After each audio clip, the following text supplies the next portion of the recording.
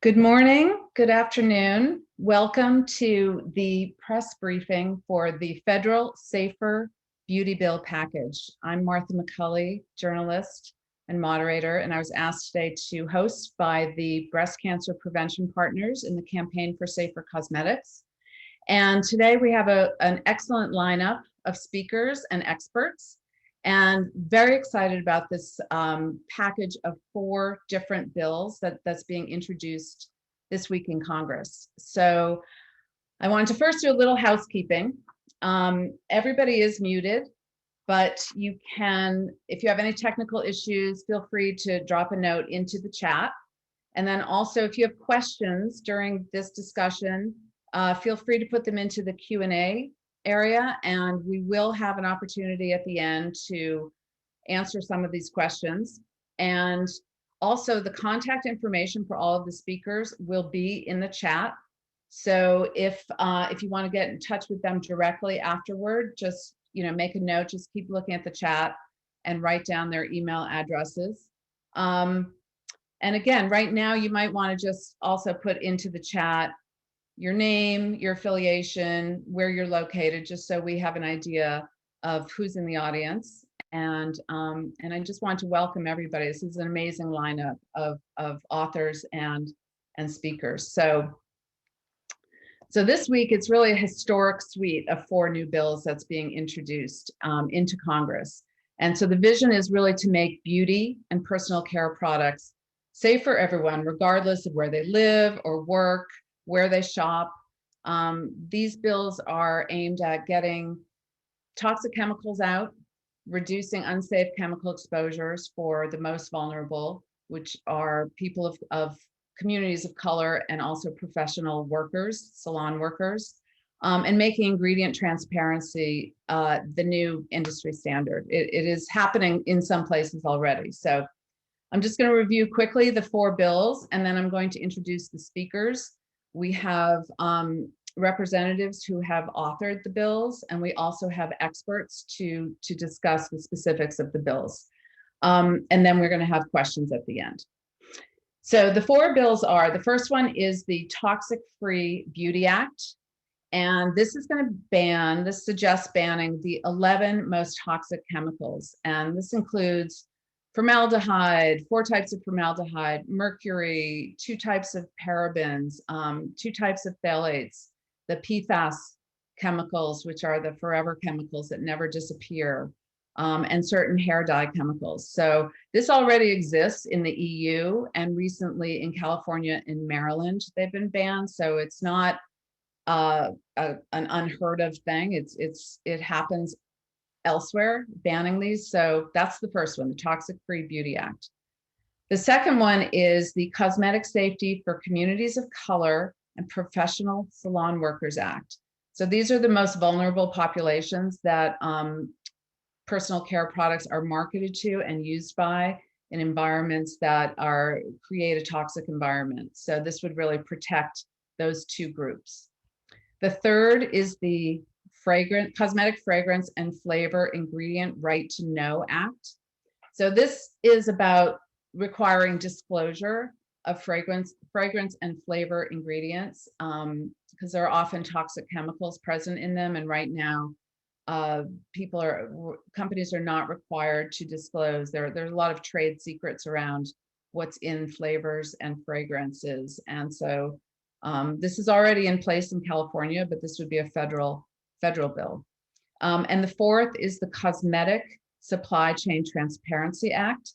So what this does is require the suppliers of raw ingredients to disclose what is in their ingredients. So oftentimes a cosmetics company would not know exactly what they're getting. And so there could be a contaminant, for example, but this would mandate supply chain manufacturers to disclose the ingredients to cosmetics companies. So cosmetics companies will know what's in their products and then can tell consumers. So those are the 4 bills. And this is they're pretty amazing, even though they exist other places. To make this on a federal level would be really incredible. So this the Safer Beauty Bill really does cover almost every aspect of personal care, product safety, and ingredient disclosure. So today we are very fortunate to have 4 of the bill authors. We're going to speak to the importance of this legislation. So I'd like to welcome our first speaker, who's the author of all 4 bills and 12-year congressional champion of cosmetic safety reform, Representative Jan Schakowsky from Illinois. Thank you. Thank you so much, Mark. Am I unmuted? Okay. Thank you so much, Martha. And you mentioned all the bills, but I do want to say a few words about them. And I first want to thank the Breast Cancer Prevention Partners for organizing this event today and for just the consistent advocacy, and also all the clean cosmetic industry representatives who are here today in support of the Safer Beauty Bill package. I also just want to mention my colleagues that you're going to hear from, Representatives Matsui and Fletcher and Blunt Rochester, for joining me as co-leads of the legislation. So the Safer Beauty Bill package, 4 bills, as you mentioned, is urgently needed to protect American consumers. You know, this is a really, really serious issue because we know that the average consumer, average American, uses 12 products, and most of them are really untested. And these bills offer a bold update of our outdated and lax laws. The United States hasn't significantly upgraded its cosmetic laws since 1938. And let me say that again, 1938. Already more than 40 countries, including the EU, are far ahead of the United States. And the EU has banned over 2,000 chemicals that the FDA has only done that for 11 products. So we're really talking about things that can affect not only the life and health, not only the health, but the life of American consumers. And so it is absolutely time that we acted. There are over 150 unique chemicals, many of which have been linked to cancer, to infertility, asthma, and many other serious health conditions. So this is preventable. That's the thing, that we can actually do something about this. And the Safer Beauty Bill package is absolutely the thing that we need to do for women and men. And I really look forward to the testimony now of my colleagues to go into more detail about these bills. You know, sometimes I think people think about cosmetics, well, you know, but this is a part of our daily life, men and women alike. I honestly think, don't tell him I said this, that my husband has more products than I do every day. So all of us are hoping to be able to safely use these products. So thank you so very much, and I yield back.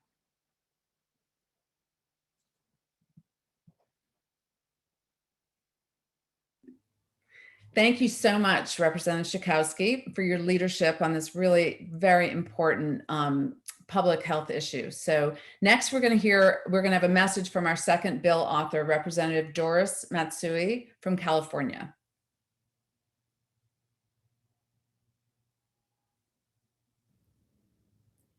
Thank you, Martha.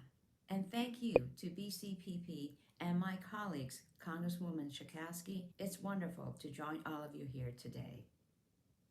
The cosmetics industry is worth tens of billions of dollars and is a pillar of everyday life for nearly every American.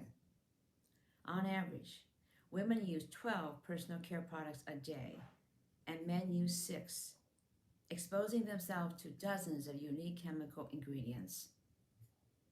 The products that we reach for every day, lotions, shampoo, deodorant, makeup, are made up of thousands of synthetic chemicals, some harmless, yet others have been linked to serious health problems. Now, oftentimes, these toxic chemicals are hidden out of public eye, with a loophole allowing fragrance or flavors to hide the truth about underlying ingredients and potential safety concerns. 4,000 different chemicals are used to create fragrance and flavor, yet none are required to appear on a product label.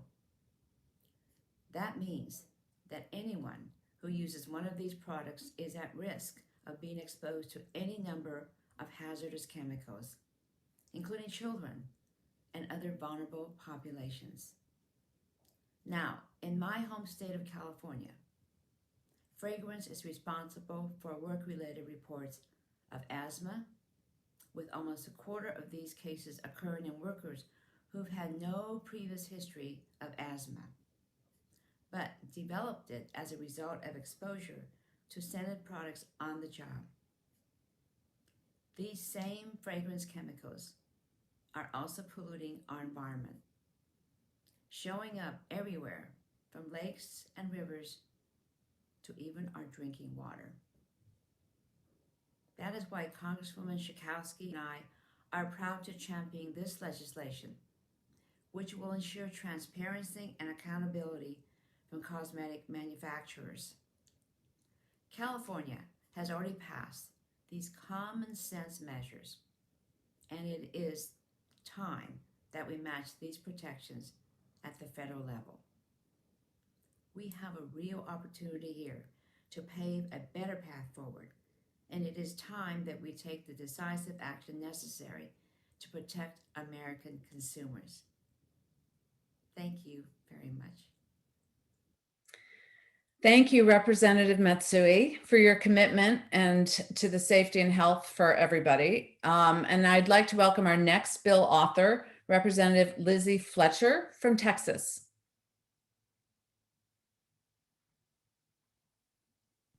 I don't believe she's been able to join us quite yet. She's running from another meeting. Okay. So we can try and wrap back to her when she joins. Okay, so next, please welcome the bill author, Representative Lisa Blunt Rochester from Delaware.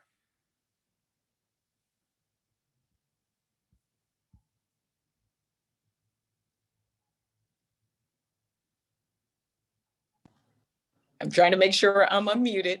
Am I good? Okay. Yep, awesome. All right, great. Thank you again so much to the Breast Cancer Prevention Partners, the Campaign for Safe Cosmetics, my colleagues, and Chairwoman Schakowsky for your tireless work to protect people across the country. As Chairwoman Schakowsky said, this is long overdue. She mentioned 1938.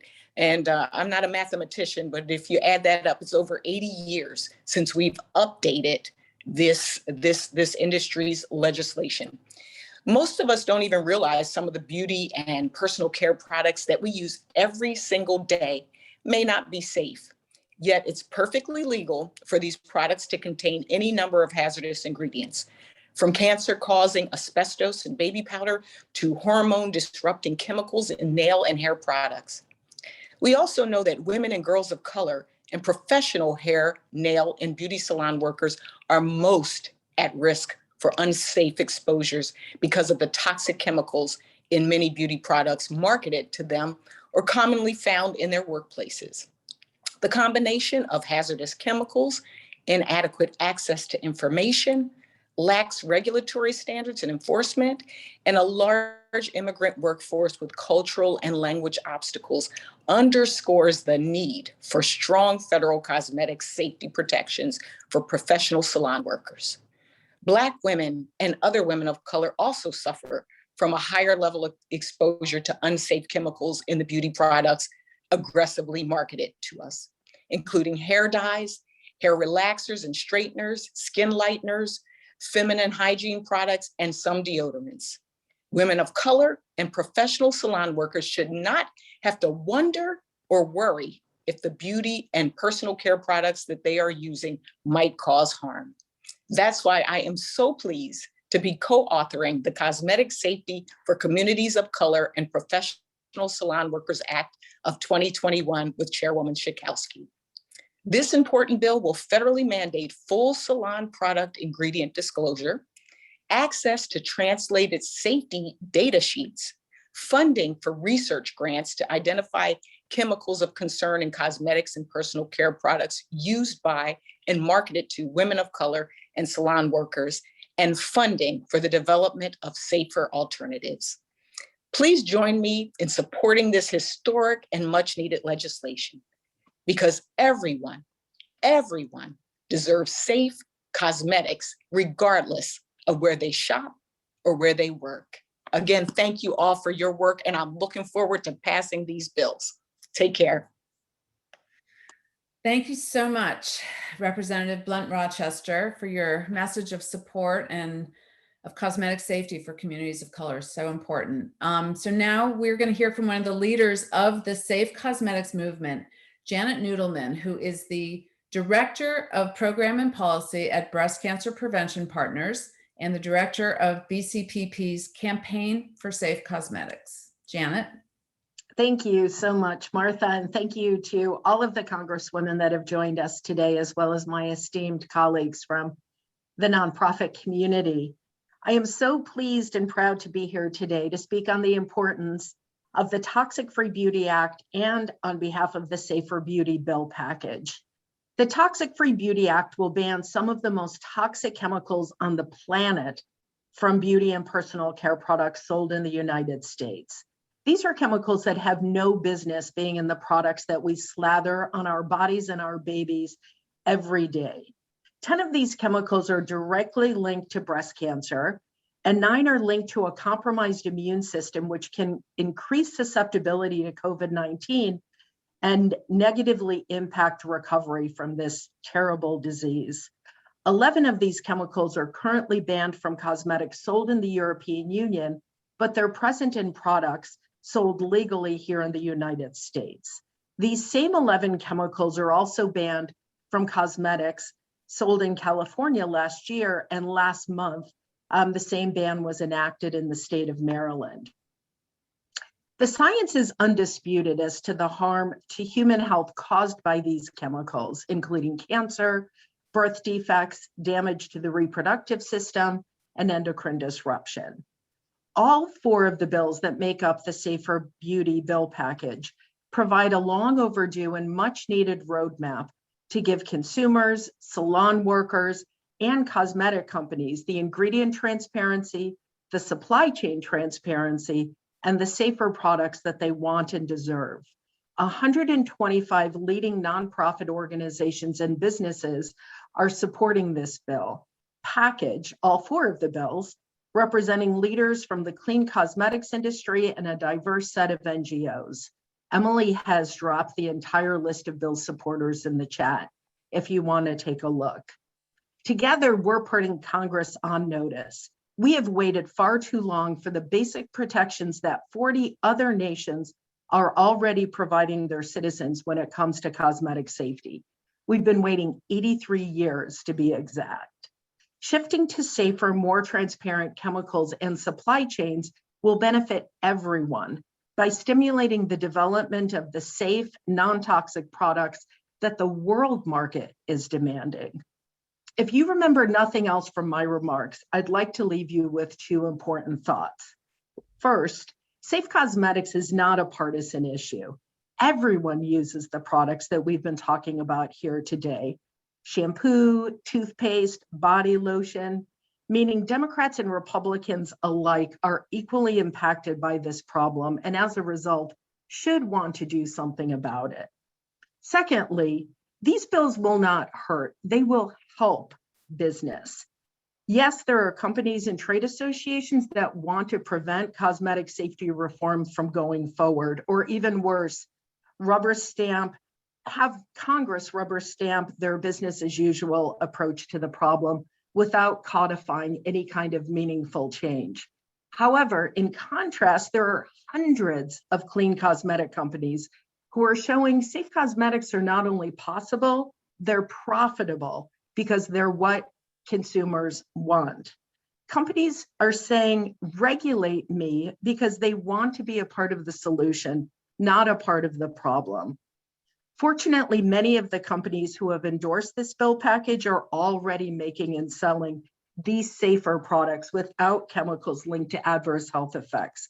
And they're voluntarily disclosing all of the ingredients in their products, including their fragrance ingredients. This proves the shift to safer products is possible. But the market in the States can't fix these problems alone, which is why we're asking Congress to support the Safer Beauty Bill package, and hope all of you will as well. Thank you.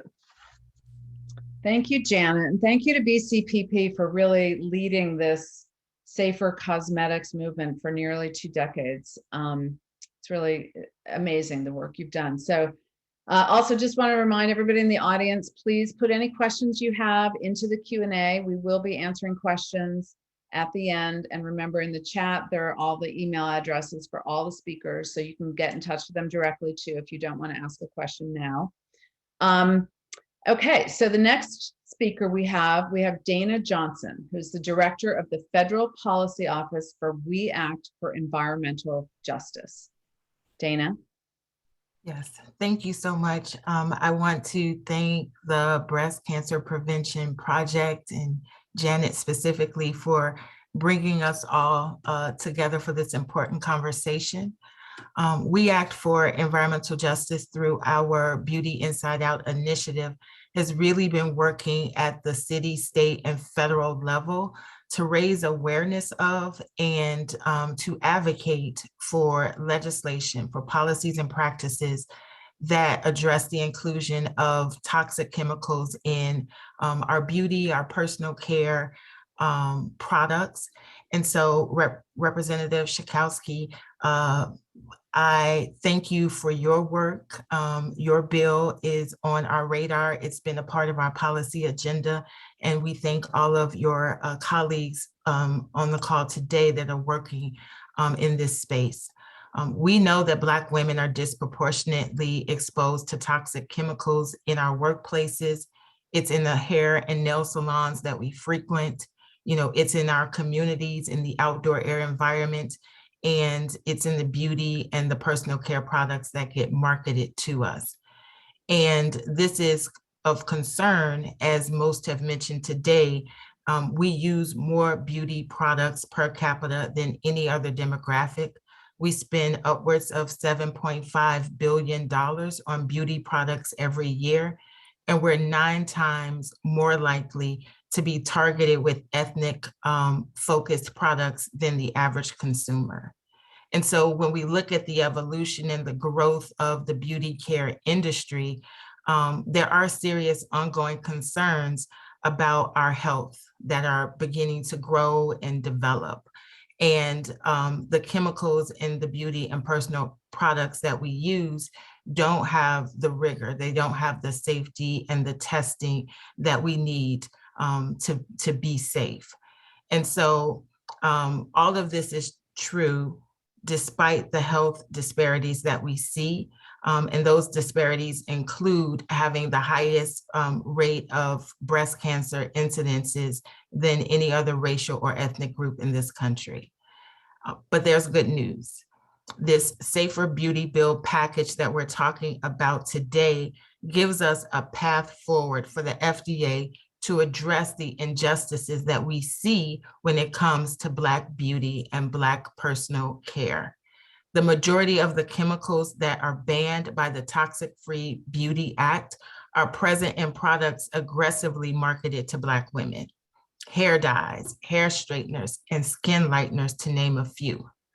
Forcing the disclosure of secret fragrance chemicals linked to harm in human health will also help Black women and girls, and I also offer men with colognes, because we suffer more, and specifically women, we suffer more from hormone-related health problems, including uterine fibroids, infertility, preterm birth, early puberty, and we know many of these secret fragrance chemicals hiding in our products are hormonally active and endocrine disrupting compounds. Finally, when we look at the cosmetic safety protections for communities of color and salon workers bill, that will fund much needed research to identify chemicals of concern in products marketed to communities of color. the marketing tactics used to sell these products, and fund green chemistry, safer alternatives, all of which are needed if we are going to clean up the ethnic beauty aisle. As a Black woman facing the statistical probability that my risk for breast cancer could be increased simply because of the products I use, I am here to tell you that that is not okay. My community needs and deserves to have cosmetic safety protections addressed in this Safer Beauty Bill package. Thank you. Thank you so much, Dana, and for showing us how the Safer Beauty Bill package could actually help steer a path for the FDA to really address the toxicity of Black beauty products. Okay, so now we're going to go back to Lizzie Fletcher, Representative Lizzie Fletcher, who is on with us now from Texas. Welcome. Well, thank you so much. I'm so glad to be with you today, and I'm just stepping out of a hearing, so really appreciate your accommodating me, but it's so important for me to join you and to be here, and I'm so excited to partner with breast cancer prevention partners and to talk about this Safer Beauty Bill package. I'm really glad to highlight one of the bills, the Toxic Free Beauty Act that we were just hearing about. It's legislation I'm so glad to lead with Congresswoman Jan Schakowsky. And as many of my colleagues already noted, as several folks have noted, there are thousands of industrial chemicals that are used to create the care and beauty products that people use every day. Chemicals that have been linked to serious harm to our health and our environment, and most people don't know it. That's why this is important. That is why this legislation is so important, because these are products that both everyday consumers and professional salon and beauty industry workers use routinely. And it's likely that they don't know that the chemicals in these bills, like PFAS and formaldehyde and mercury, that can accumulate in the body if they're used for long periods of time, are in their beauty products. And they also likely don't know that there's really minimal oversight over the care, beauty, and salon products that are sold across this country. This is an issue that we have to deal with in terms of our oversight, in terms of our legislative priorities. This is a health issue for all Americans. Now, other countries and some states here in the United States have already prohibited chemicals that we know are harmful from being used in the beauty care products that we use, and it's time that we do the same across the country. Through our bill, the Toxic Free Beauty Act, products containing certain toxic chemicals would be officially considered harmful for consumers by the FDA and result in enforcement against these dangerous products. It's a step in the right direction, and we look forward to introducing this bill soon. So I thank you again for bringing attention to this critical health and consumer safety issue today, and for having me here. I'm delighted to be a part of this coalition. Thank you so much, Representative Fletcher, for your critical support and authoring that bill and being a champion for safer beauty and personal care products. So the next we have a respected scientist and professor, Dr. Jasmine McDonald of the Department of Epidemiology at Columbia University. Yes, thank you so much. Our government representatives as well as BCPP for bringing these bills forward. So for the most part, everyone has mentioned the importance of these personal care products. And the fact is that the ongoing and cumulative use of personal care products that contain chemicals like mercury, endocrine disruptor chemicals, benzene, formaldehyde, and more have been associated with a host of adverse health outcomes. Now, these include, but are not limited to, neurological dysfunction, poor reproductive health outcomes, and increased breast cancer risk and mortality. And given the multitude of products from sunscreen to cosmetics to hair care, these exposures would impact us all. However, women of color are especially vulnerable to these exposures, especially Black women.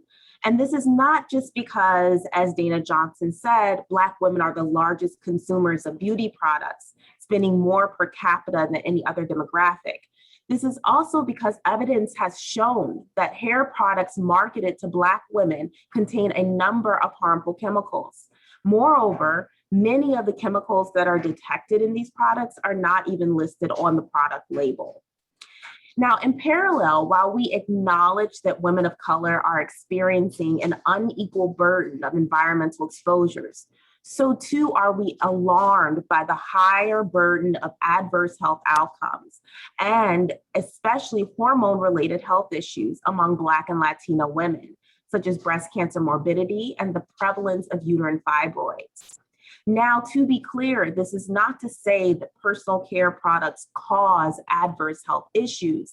The concern is that there's such a high correlation with the use of these products in women of color and the rate of these health conditions that the link needs to be considerably studied, acknowledged, and recognized, and action taken.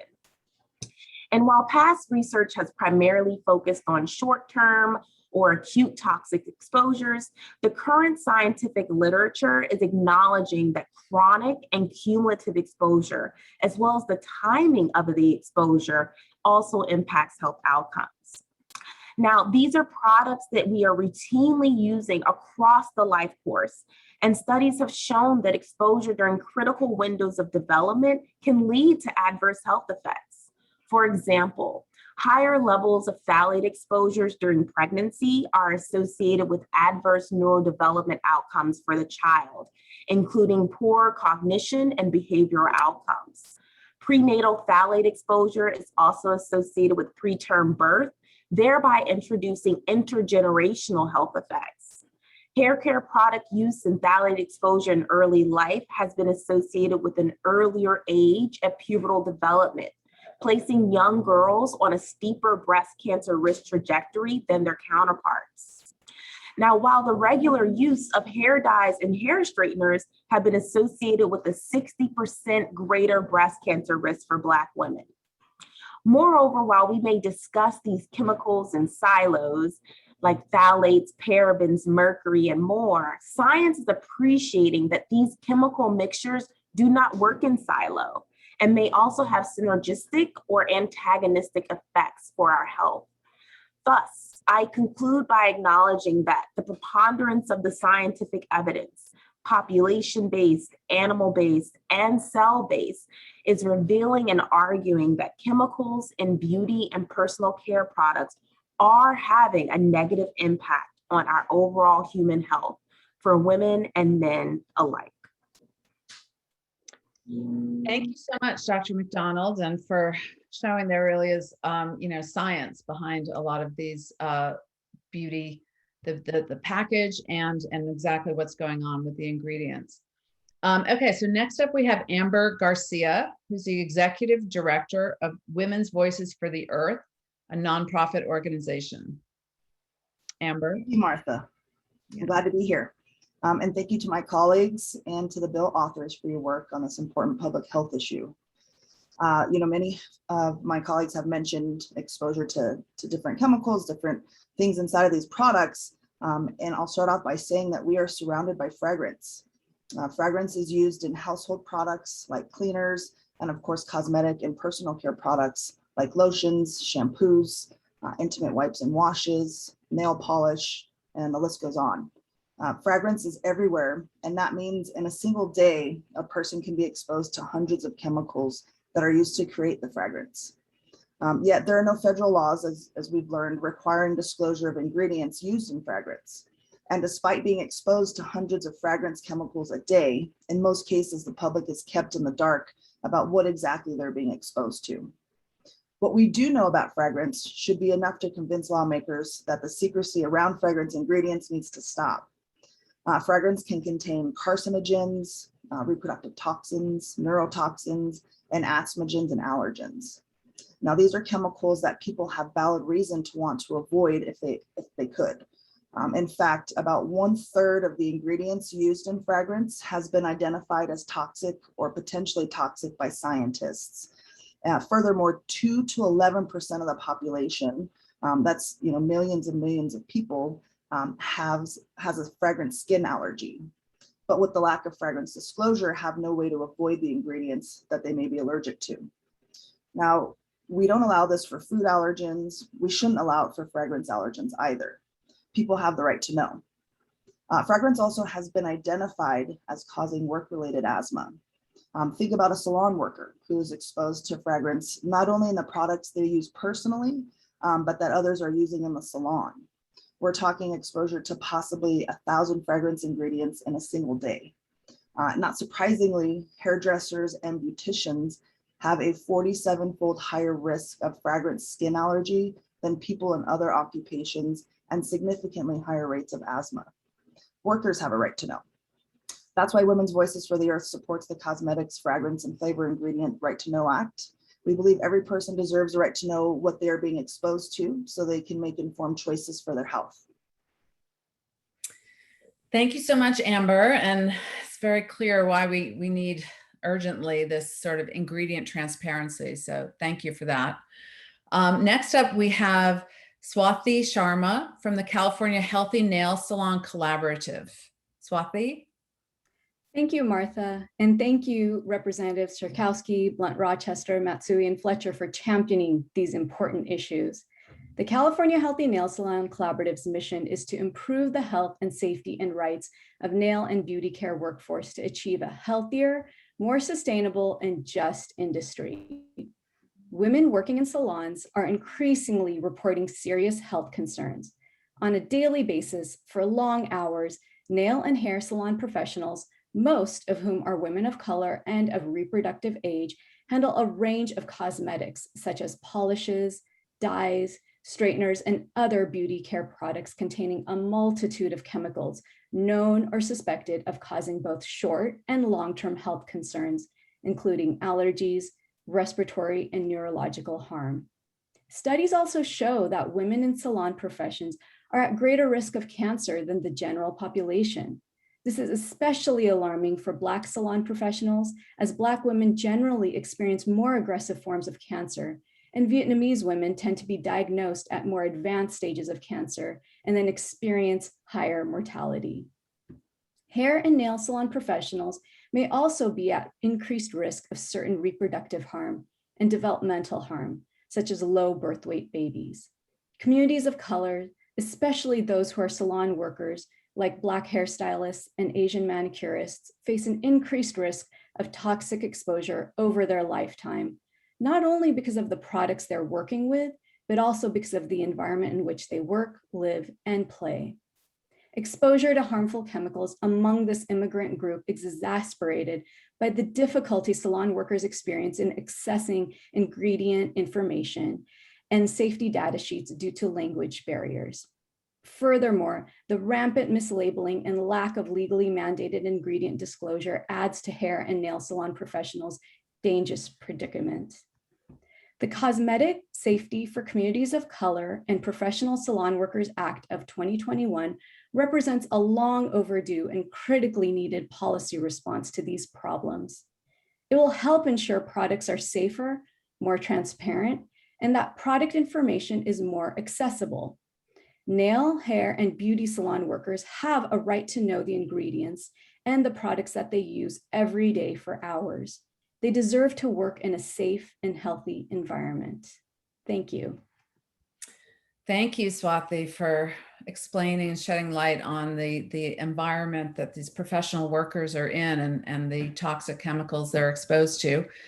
And to our audience, please remember, if you have any questions, we're going to get to them soon. So just drop those into the Q&A. Next up, we have the business perspective. We have Dr. Mark Rossi, who's the Executive Director of Clean Production Action, which is a nonprofit organization. They have tools that actually help very large corporations from Apple to Walmart use safer chemicals. So welcome, Dr. Mark Rossi. Thank you, Martha, and Breast Cancer Prevention Partners for hosting this very important press conference. I am here to speak today on behalf of the Cosmetic Supply Chain Transparency Act of 2021. As you've heard from the previous speakers, there are thousands of ingredients that are used in beauty and personal care products that we use every day, and some of those ingredients are linked to a host of adverse health effects. The previous presenters have covered that very well. At the same time, consumers want to know, what are the ingredients in the beauty and personal care products that they are buying, and what's the safety of those ingredients? To meet these demands, cosmetic companies, large and small, need accurate and reliable information from their supply chains. As you can imagine, the cosmetic supply chain is quite complex, right? You start with suppliers of raw materials like talc and manufacturers of chemicals who then sell those ingredients to producers of formulations like fragrances and flavors. Those formulations then move to contract manufacturers who make private label products for retailers and others, and finally to brand owners who put their names on the final product. So what this bill is about is extracting that information from that supply chain. So brand owners, especially small companies, are really a challenge to get this information from their suppliers. Suppliers claim ingredients are confidential business information, or they don't have that information because their suppliers don't give it to them. In summary, there's no sector-wide system for capturing accurate and reliable information on chemicals in cosmetic products. Look no further than the latest revelation of benzene and Johnson & Johnson sunscreen products. So here you have one of the largest corporations in the world, and they don't know how benzene is ending up in their products. And currently, we don't have any federal law that requires the sharing of ingredients or any other kind of transparency between entities in the cosmetic supply chain. Both large and small brand owners carry reputational risks in the marketplace when they cannot obtain the ingredient information they need from their suppliers to ensure they are making and selling the safest beauty and personal care products possible.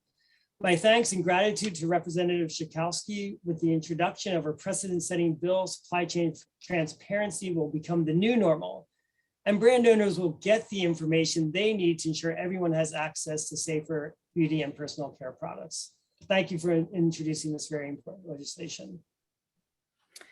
Thank you, Mark. It's interesting that maybe even cosmetics companies, they don't even know sometimes because it comes from the supply chain. And if they're not required to disclose what's in the ingredients from the supply chain, then sometimes the cosmetics companies can't even tell consumers because they don't know what's in those ingredients that they're getting.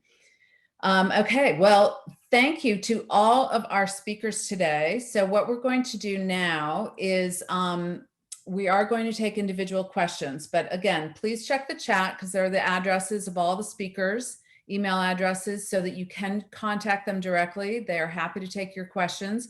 But right now that our formal presentation is over, Janet Noodleman from BCPP is going to direct your questions that you've put into the Q&A to the individual speakers. Janet. Wonderful. Thank you so much, Martha. And thank you to the fabulous speakers that we heard from today. The first question is for Representative Jan Schakowsky, one of my personal heroes. I do want to mention that although I do not currently live in Chicago, I am from Chicago, and her representation of that fine and windy city is legendary. So thank you for that. So there's a two-part question that I'm combining, Congresswoman, that came from a couple of different places. Leah Seji, a really awesome mommy blogger, and the head of Momavation, and from somewhere else. I'm sorry, I can't quite remember where, but this is your two-part question. You've been working on the cosmetic safety issue now for well over a decade and a half. The question is, do you think the time is finally right to get your bill package signed into law, passed by Congress and signed into law? And then the second part of the question is, will there be bipartisan buy-in? Do you foresee any Republicans getting interested in these bills and joining forces with you? I do feel optimistic. It's unmuted. Okay.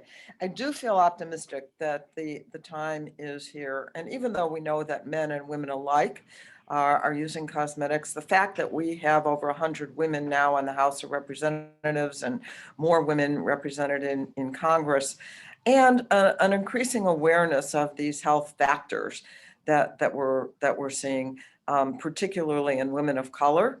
And our concern about worker safety as well, that is at a heightened moment in this new Biden administration. I think we have a good chance to pass it. You know, we're asking for disclosure. Yes, we are asking for certain chemicals, of course, to be banned. But, you know, we all expect when we buy food products that we're going to be able to look on the label that's on the product and things that we're going to ingest, that we're going to eat, and see the list of ingredients. That is not true with cosmetics. And I think there is an increasing demand for that kind of disclosure, as well as getting these really toxic chemicals out of our personal care products.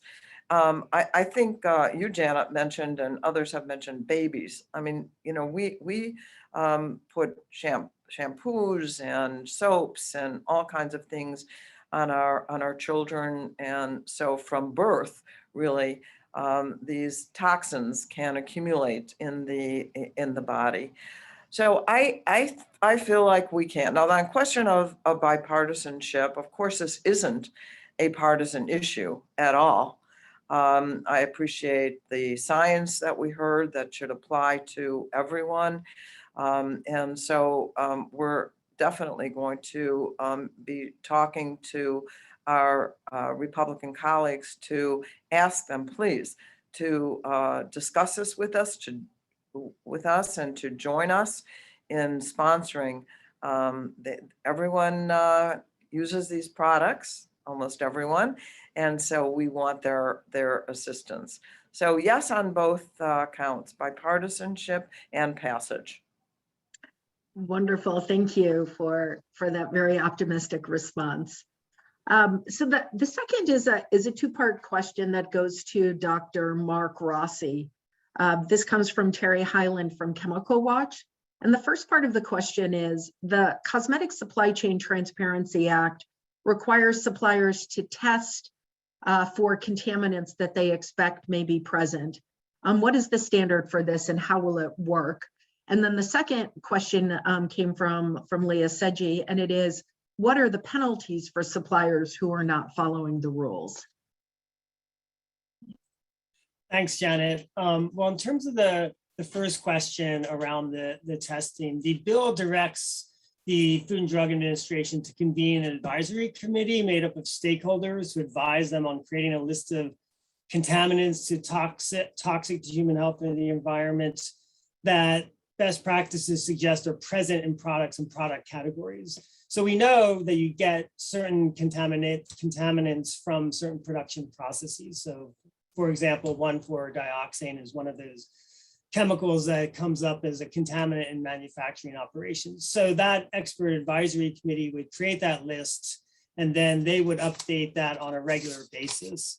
In terms of, you know, if there isn't compliance, there are penalties and for non-compliance, that there will be penalties levied on suppliers who do not provide information within 90 days of when the data is required and provide that information to brand owners. So there is fines that are embedded into the legislation to create some teeth in terms of compliance, because, you know, if there isn't any teeth, then it's easy for the companies to ignore these requests.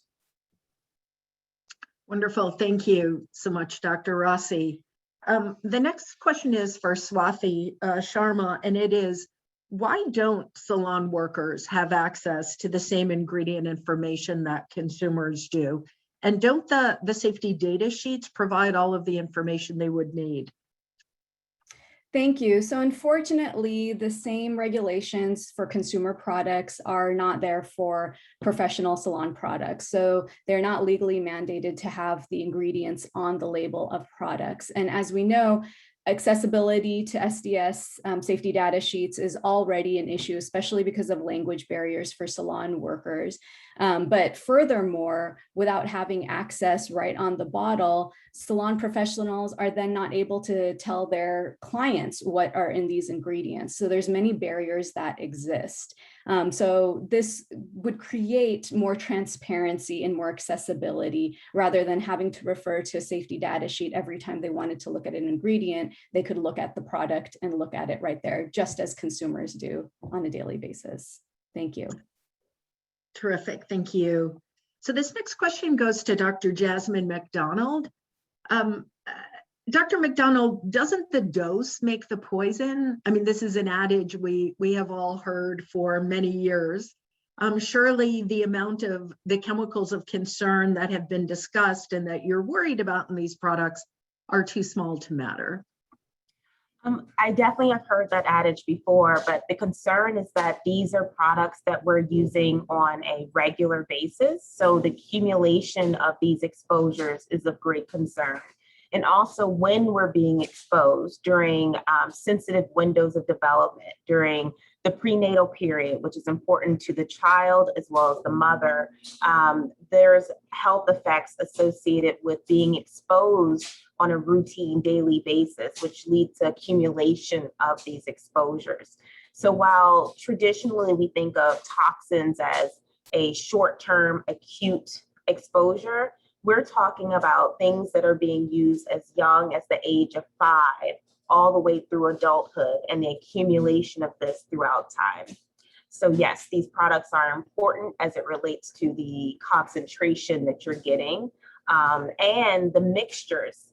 So one of the concerns that we have is that we're thinking about phthalate exposures in a silo or paraben exposures in a silo, but these are endocrine disruptor chemicals alike. So how much are you actually being exposed to on a daily basis? And how are these chemicals interacting, which all have health effects? Terrific, thank you so much. So this next question is for Amber Garcia. Many companies we've heard are already voluntarily disclosing fragrance ingredients. Why is this not enough? Oh yeah, thanks, Janet. Well, federal and state legislation is needed that requires product-specific disclosure of fragrance ingredients. Voluntary disclosure in itself is problematic as it's inconsistent, unregulated, and not universal throughout the industry. And again, always circle back to people's right to have this information and right to safe products. Okay, terrific. Thank you, Dana. There's a question about what categories and types of beauty products marketed to women of color, specifically Black women, are of greatest concern, and are Black girls equally impacted by this problem, or just their moms? No, so I think, thank you so much for the question. I don't have the level of expertise as Dr. McDonald, but we've done a lot of work with Dr. McDonald to talk about the impact of toxins on women and girls. And we know that some of that exposure can happen, in vitro. It can happen during pregnancy. And I think it's of particular concern to Black girls and women because of the standards of beauty that we are exposed to, and quite frankly, cultural aims to meet those standards. And so that leads to the increase in product usage. It leads to, harmful chemicals to straighten our hair. It leads to harmful chemicals to lighten our skin. It leads to exposure to harmful products as it relates to, body freshness and, combating stereotypes that date back, quite frankly, to slavery when it comes to just, general health. And so I think that there are some cultural things that Black women and girls deal with that lead to our overuse, our over-indexing in use of products.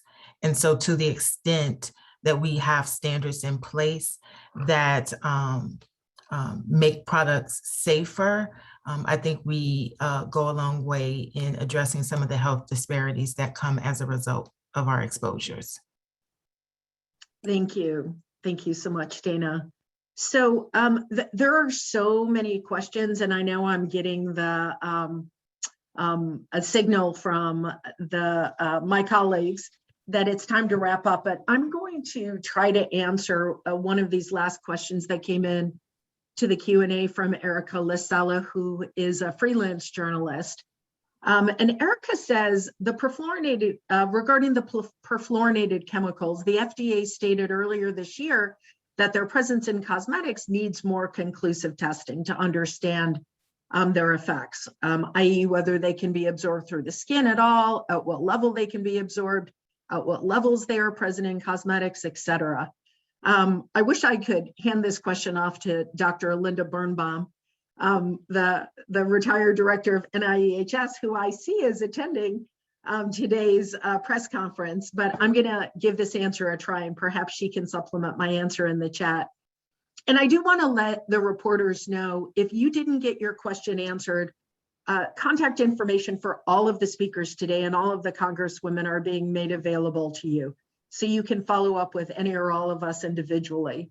Janet, this is Jan Yes. Schakowsky, Congresswoman Schakowsky. I just want to say one thing. Yes. Having worked for a long time on consumer protection issues, I think that the ordinary consumer just has a feeling that somebody somewhere is probably protecting them from real danger. And too often in our society and in the United States, that is simply not true. So I think part of it is just waking people up to the hidden hazards that are there right now, and to make sure that we answer all and present the questions as well as the answers. You know, I do want to say that yes, it's throughout the whole life cycle. It's from birth, even prenatal, to death, that we are dealing with these products. And unlike, it's called the Food and Cosmetic Act, but as we said earlier, really there's been very little work done on cosmetics, and the time is now. Thanks. Thank you. Thank you, Congresswoman Schakowsky, and thank you so much for your leadership over the past decade and a half on this issue. So quickly regarding the PFAS issue. So perfluorinated chemicals are being looked at not just in terms of their presence in cosmetics. There are literally dozens and dozens of bills circulating in state houses across the country. As we speak, there is at least a half a dozen laws that have been enacted over the last couple of years addressing banning perfluorinated chemicals in firefighting foam, in food packaging, in disposable foodware, now forcing their disclosure in cookware. These perfluorinated chemicals are present in 99% of Americans. They literally never biodegrade in the environment, which is why they're referred to as forever chemicals, and they're linked to breast and other cancers, to reproductive harm, to birth defects. There is no question as to the toxicity of these chemicals, which is why the Toxic Free Beauty Act would ban the entire class of perfluorinated chemicals, all 4,400 of them, so that manufacturers can't simply replace one toxic PFAS chemical with an equally toxic alternative. So the FDA wants to study this issue, but we know that the contribution of perfluorinated chemicals in cosmetics is just one part of the problem. And if we're to deal with the entirety of the problem, we need to ban them entirely as a class everywhere they're present, not just cosmetics. But certainly that is an important start. So I am going to, again, thank Congresswoman Schakowsky. You're the best. We love you. I'm going to pass the baton back to Martha McCully, our awesome moderator. And I want to thank you as well, Martha, for taking the time to facilitate this conversation today. Yeah, and I really just want to thank all of our distinguished congresswomen for taking the time to be here today, and all of our amazing experts for shedding light on something that everybody cares about. Once they understand and hear about it, I feel like people become way more conscious after they are educated. So any journalists out there, I would just encourage you to reach out, get your questions answered, and cover this really important issue, because I think it's a fantastic time. So thank you again for everybody. Thank you to the audience. Thank you to our speakers, and have a great day. Thank you.